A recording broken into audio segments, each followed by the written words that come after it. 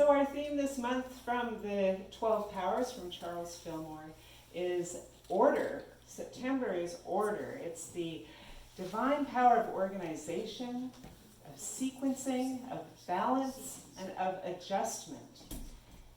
It's not one of the sexier divine powers, if you think about it in some ways. I was looking at it thinking, you know, it's not love, it's not inspiration, it's order. But it's really important. And I want to talk a little bit, before I get into my talk, I just want to talk a little bit about how this divine power of order works with all of our other powers. Like, for instance, if you get an inspiration and you're using your power of inspiration, and then you have all this zeal and enthusiasm about it, but you don't know what to do next, what you need is to dive into your power of order. You need to know what the next step is. If you make a choice and you're like, okay, I'm doing it now, I'm making this choice, I've made a decision, but you don't know what to do next, well, you need your power of order to help figure out what to do next. And if you get into that place where you are so muddled up by your past stuff and you need to release some things, how do you do that? Well, you take steps. You take steps to do your releasing. You take steps to move yourself in the way of love. Now, order it works with all of the different powers, just like I keep saying all the time. You know, we have this idea that we can teach the 12 powers one per month, but it doesn't really work that way, does it? Because they're all part of the same thing. They're all part of the divine mind. They are all expressions of the divine mind. They're principles. And what we do is we blend them. So if you think about a wheel with all of the different colors of the rainbow on it, and then you spin the wheel, you can't see where one color starts and the next ends. That's what the 12 powers are. And so this power of order, I think it weaves itself into pretty much everything that we do. And to give you an idea of what it looks like when we're not using it well, I used to have a person in my life who I said couldn't organize his way out of a paper bag. And there are days that's me too. So I can say that about this particular person because I know that was me as well. And that is me as well some days. So if you feel like you are constantly in a state of disarray and disorganization and that you are disorderly in your mind, you can't follow a train of thought in your mind, well then you need to delve into that power of order and invite that into your life, invite that power into your way of being.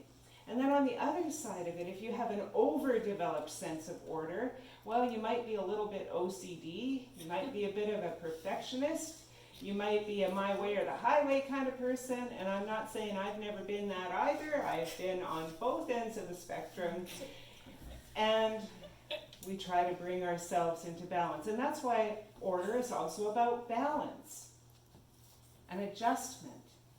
Because sometimes you go through life and things don't look exactly as you planned them, and so you have to be able to adjust. So if you're on either end of those spectrums, either the underdeveloped or the overdeveloped, you're not going to have a really easy time with the adjusting when there are changes, or the balancing out the order versus the disorder. Chaos is okay in small doses.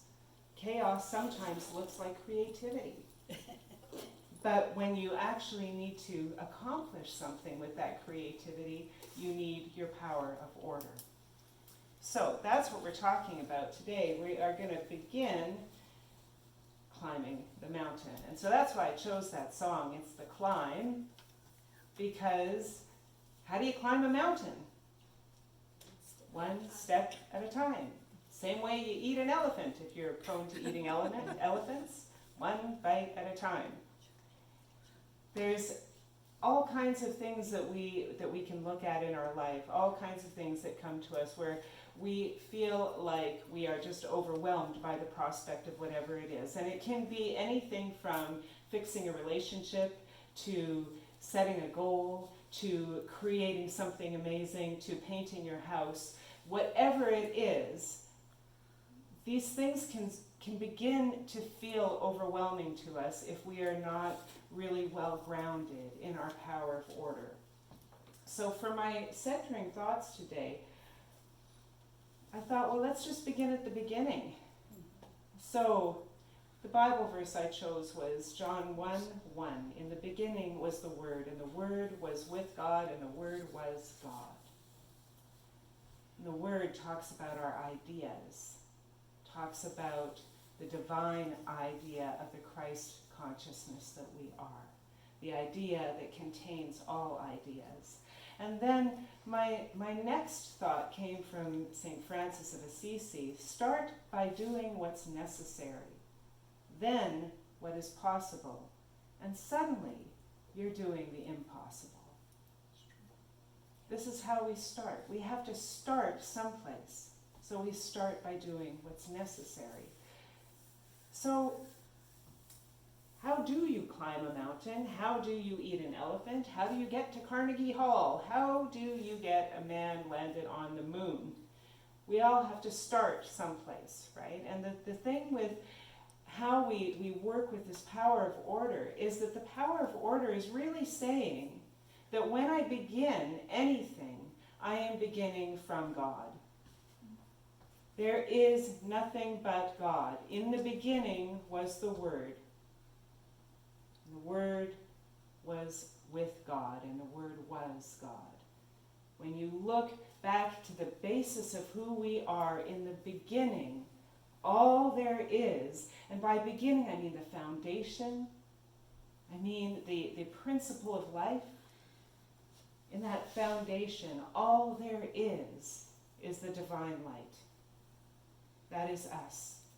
We rise up into form from that divine life, from that infinite oneness. And so when we bring ourselves back to that infinite oneness, when we bring ourselves back to that foundation, that is where we begin everything. That is how we begin everything. So this quote by Charles Fillmore talks about the word logos, which is the actual, the beginning of that translation. In the beginning was the Word. The Word is logos, and logos is the Word of God. It's the divine archetype, the idea that contains all ideas. That's the Christ consciousness. The idea that contains all ideas. It's the creative power formulated by universal principle. And so when we take a look at that divine idea, that creative principle that's at the base of everything, what we are doing is we're building ourselves a foundation. And all order rests on a foundation. We can't build a building without order. We can't build a building without a foundation. We can't build anything until we have a starting point, until we have a stable starting point. And so in our lives, building our health, building our relationships, building our careers, building our creativity, all of this starts with the foundation of that divine life, that logos, that divine idea. So to begin at the beginning means that we're beginning always from that point of idea, from the principle behind the idea. That divine power of order is what helps us enact our ideas in a way that's effective. Eric Butterworth writes, in Practical Metaphysics, I've been using this book a lot. I just so love this book. If you ever have an opportunity to get this book, get this book. It's fantastic. Anyway, he writes, to understand this, you have to realize that the word beginning is wrongly translated because the word is in principio. In principio. Not sure if I'm pronouncing that correctly, but so the translation, which is more accurate, is in principle. It's in principle the Word was God. The Word is the Logos, in principle. So we are using a principle. We're not using a person, a divine person. We're not using an old man in the sky. We're using a principle. And that principle is the foundation of everything. It's the foundation of all existence. Everything begins at that level of principle then. And if I translate this just a little bit further, I can say that God is the universal principle, the idea that contains all ideas, and then I realize that unfailingly that I create within myself a center that is God, that is that principle, and the divine order then unfolds before me and within me every single time. So when I'm in that place of being disorderly, the first thing is to go back to the principle. When I'm in that place of not feeling like I have enough control over my life, and so I'm trying to hold everything in, the first thing I do is I go back to the principle. I go back to that divine life that is God. So Eric Butterworth continues with this. He says, if we put this in terms of a practical realization today, we know that it says the root of your being is the creative word.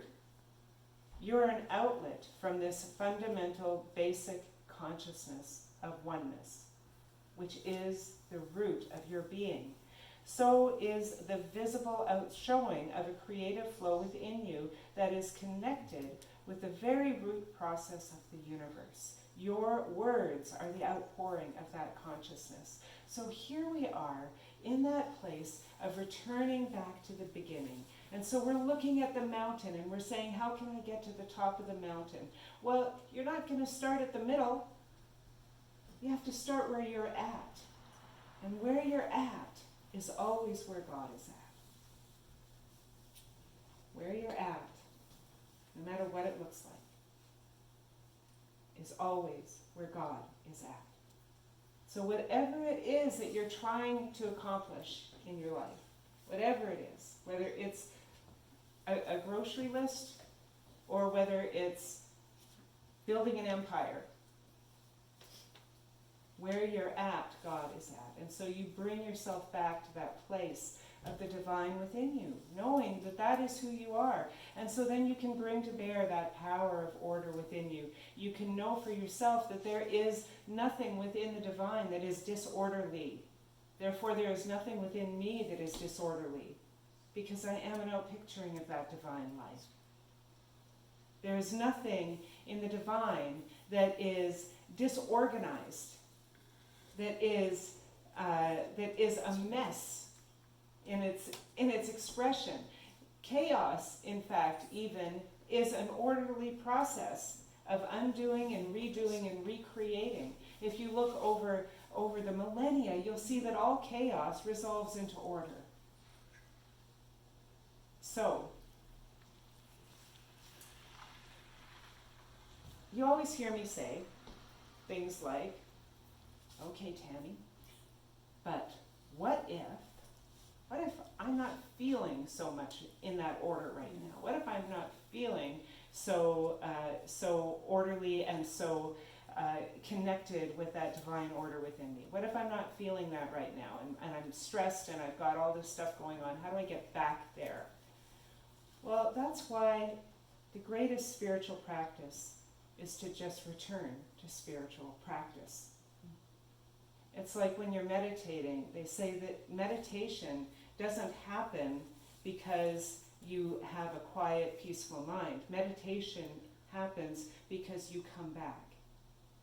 Because when you're out all over the place in your mind, making your grocery lists or thinking of the 1,000 things you have to do, or reminded of that awful conversation you had with that mean person, or all of these other things that are going through your mind, the meditation isn't about being peaceful and zen. The meditation is about returning to the moment, returning to the moment, returning to the moment. And that's the same with spiritual practice. The idea of prayer, the idea of meditation, the idea of visioning, the idea of simply being present with yourself in every moment. The idea of being kind to yourself and kind to others. That doesn't happen as an overall, like, boom, I'm there. That's why they call it practice. Spiritual practice is returning to the practice, whatever that practice is for you, whatever that goodness is for you. Just returning and returning and returning.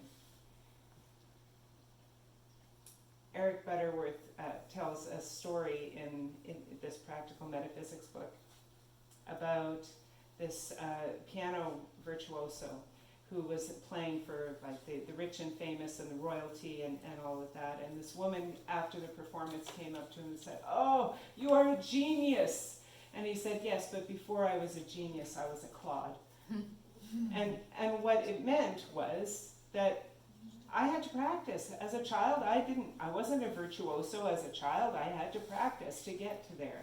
That's, how do you get to Carnegie Hall? Practice, practice, practice, right? And it's the same thing with this virtuoso. And in fact, it's not just that he practiced as a child and then became a virtuoso and remained a virtuoso and stayed on that path of being a virtuoso no matter what. No, before every performance, he had to practice, practice, practice.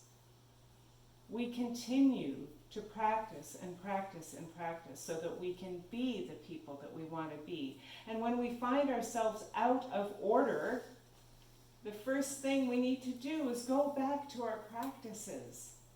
Find the God within us. Find that divine life within us that is wanting to express as us, that is there to support us, that is there to bring about whatever good it is that we want in our life. So when you are in that place of feeling afraid and dismayed and disorganized and disorderly and in all of that stress, the first thing to do is quiet your mind. Clear the space in your mind so that you can clear the space in your life for order.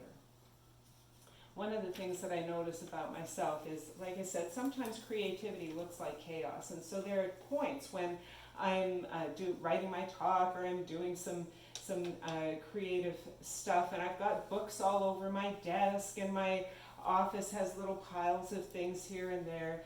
And it gets to a point where it's like, oh, no, can't be this way. I can't be in this now because my brain is not focused to get what I need to get done. So I clean it all up, I clear off my desk. And when my desk is clean, my mind is clean. It's kind of like what I was talking about last week, the idea of making your bed and then making your mind. That was Robert Frost, I think it was, that I was talking about last week. When we take care of our surroundings and we allow ourselves that time to in a meditative way, especially in a meditative way, to clear our space, it helps us to clear our mental space. And so we create order in our surroundings, we create order in our mind, and we create space for ourselves to do those things that we want to do, to be creative, to be in love, to be in excitement and enthusiasm, to be in the depth of understanding and in the solidity of faith. We begin by bringing ourselves back to God, bringing ourselves back to the silence. So one last quote. In the beginning, at the heart and root of your life, the whole process of the infinite activity is present as you. Remember to make a practice of starting all things at the beginning, not in the point of time, but at the foundation, at the realization. The foundation of everything you begin is God. It always has been. It always will be. It just depends on how you use it. So he said, so let us begin anew and lay down the law of order in all that we do. If there is a tendency to hurry, let us stop and affirm divine order and rest ourselves in its poise. Geologists tell us that our world has been whirling around the sun for over 500 million years. I think even longer than that now, probably. They know more now than they did when he was that age. Remember that you live in eternity now. Bring ourselves back to the beginning. Okay, now is our affirmation. So please join with me if you choose. I begin at the beginning by bringing my awareness back each moment, one step at a time, to the radiant divine life that I am. And so it is. Beautiful. And now I'm gonna read the alternative Lord's Prayer.